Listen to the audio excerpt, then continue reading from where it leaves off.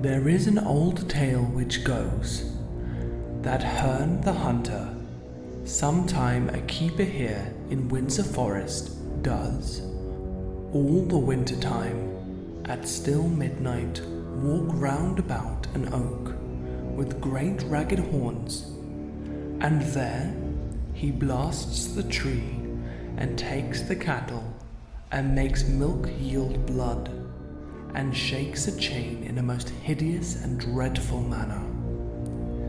You have heard of such a spirit, and well, you know the superstitious idle-headed old received and did deliver to our age this talk of Herne the Hunter for a truth.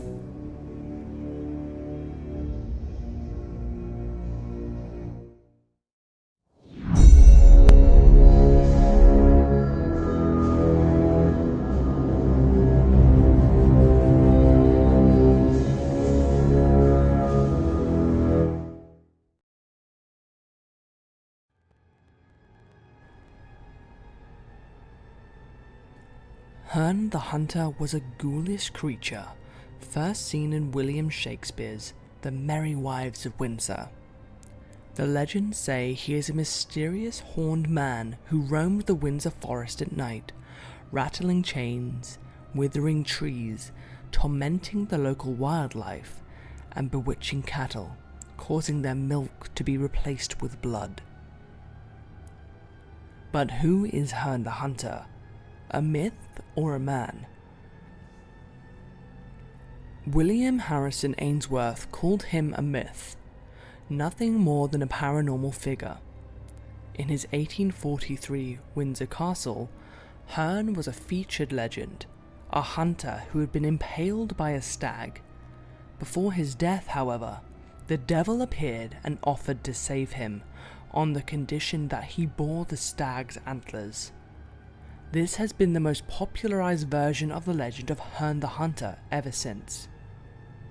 Now, Samuel Ireland said that Herne was a man, a keeper of the forest, a hunter named Horn, who in the time of Elizabeth had committed some great offence for which he feared to lose his status and fall into disgrace. He hung himself on a tree in Windsor Forest, a tree known till this day as Herne's Oak. This tree was cut down in 1796. However, in 1838, an author, Edward Jesse, claimed that another oak was the true Herne's Oak.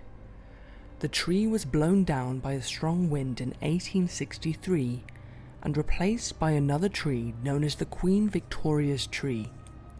Years later, after the avenue was replanted in 1906, a new oak tree was given the title of Herne's Oak, in commemoration of the hunter, and this oak still stands today.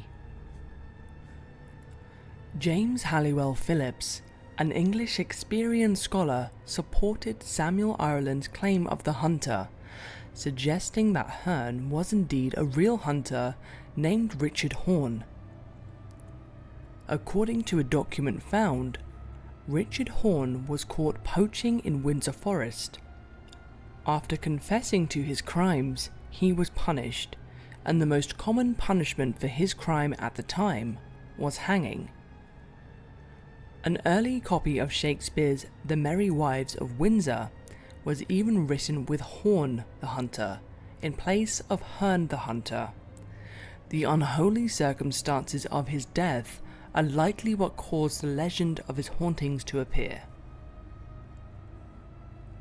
But R. Low Thompson called Herne a god, a wild huntsman, a patron of the wild. In Thompson's The History of the Devil, the horned god of the West, he suggests that Herne, as well as other wild huntsmen, all come from the same ancient source, Cernunnos.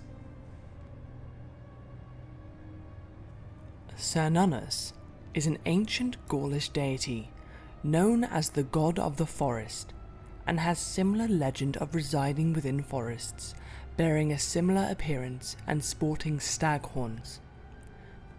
However, In contrast to Herne, Cernunnos is known to protect the wildlife and nature. An oddity that separates this god from Herne's origins is that there is yet to be any evidence of people worshipping Cernunnos in Britain. In the early Middle Ages, Windsor was ruled over by the pagan Angles, who worshipped a unique pantheon. A god called Woden, popularly known as Odin, was known to ride across the night sky with his own wild hunt. Odin also hung himself on the world tree Yggdrasil to learn the secret of the runic alphabet, drawing ties to all the accounts of Herne. It is sometimes claimed that Herne was derived from the word of Herion, a title for Odin as the leader of the fallen warriors.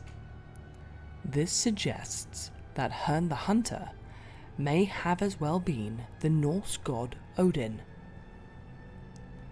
Nonetheless, one detail agreed upon by these accounts is that Herne was the guardian of the Windsor Forest, who protected all that was in his presiding, but would also torment the local and wildlife if provoked. Alas, due to the diversity of these accounts of origin, the true origin of Herne the Hunter remains shrouded, and much is left to interpretation.